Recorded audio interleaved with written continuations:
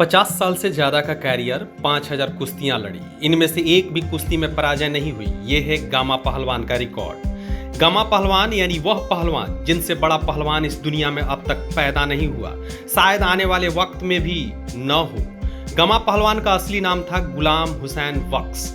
संयुक्त भारत के अमृतसर में उनका जन्म हुआ। गामा के पिता मोहम्मद अजीज बख्श भी पहलवान थे। जन्म की तारीख थी 22 मई 1878। 23 मई 1960 को पाकिस्तान में उनकी मौत हुई। वह कुल 82 साल जिंदा रहे। इन 82 सालों में 50 साल से ज्यादा तो वह कुश्ती लड़ते रहे। दुनिया के हर देश में जाकर उन्होंने कुश्ती लड़ी। हर जगह वह जीतते रहे, लेकिन मौत से हार गए। पाकिस्तान की सरकार इस कोहिनूर को बचा न पाई। दवा की कमी से गामा पहलवान की मौत हो गई। कहते हैं कि अगर पाकिस्तान की सरकार थोड़ा भी एक्टिव होती तो गामा पहलवान कुछ और दिन जीते। कई लोग गामा की पहलवानी, उनकी डाइट और उनकी ताकत को लेकर अचरज जाहिर करते हैं। उन्हें भरोसा नहीं होता कि क्या कोई बंदा ऐसा भी हो सकता है।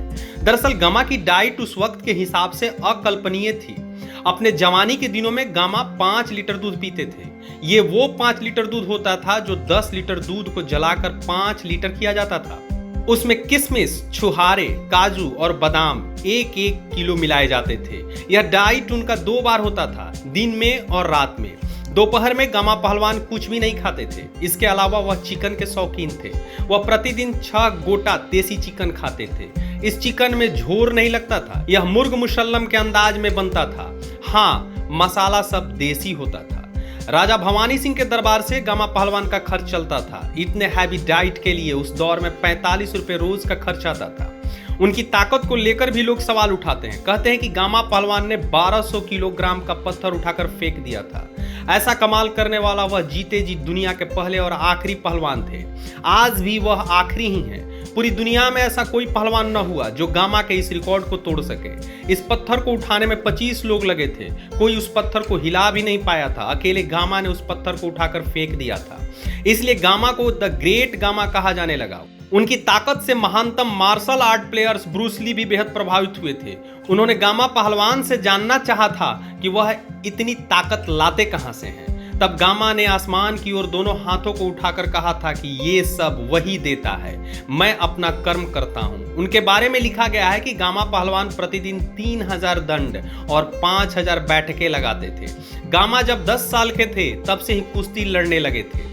उनके उस्ताद उनके फादर ही थे। वह खुद एक पहलवान थे। गामा ने 50 साल से ज्यादा लंबे करियर में 5000 कुश्तियां लड़ी। इनमें कोई मुकाबला बराबरी पर नहीं छूटा, न ही किसी मुकाबला में गामा हारे। बेशक 1947 में बंटवारे के बाद गामा अमृतसर छोड़कर पाकिस्तान चले गए।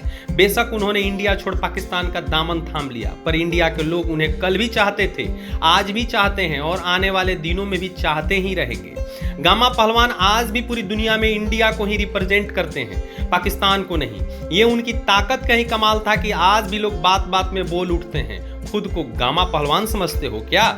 यही एक सेंटेंस बता देता है कि गामा पहलवान क्या थे, उनकी स्ट्रेंथ क्या थी। आप बहुत याद आएंगे गामा, बहुत बहुत याद आएंगे गामा पहलवान जी। लाइव सिटीज के लिए डेस्क रिपोर्ट।